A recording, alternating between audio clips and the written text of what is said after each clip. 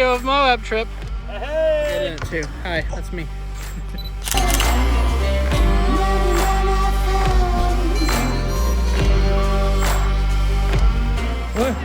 What happened?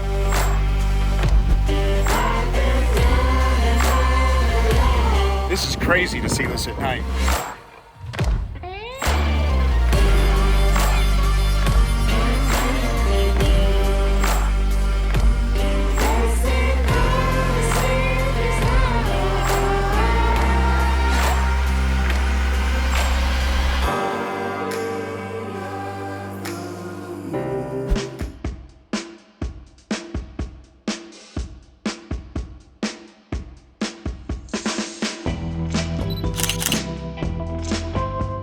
Morning, Justin. Good morning. What's up, Preston?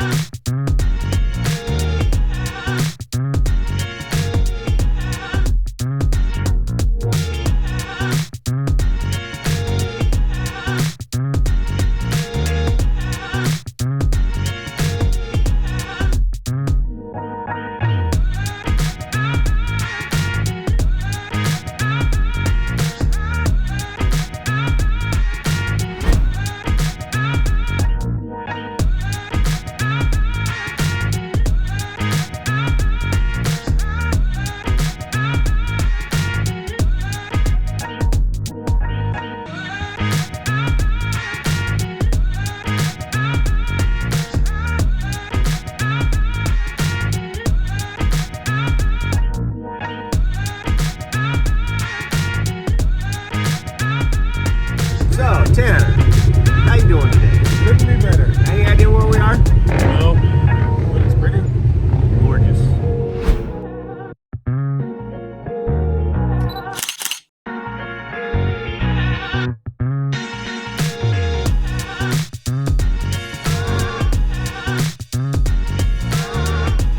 Just, you know, a little muddy on one side. The side looks good, you know, because that was the inside side. But on the side, yeah, a little mud all the way around on the hat, everywhere. Yeah, not too bad.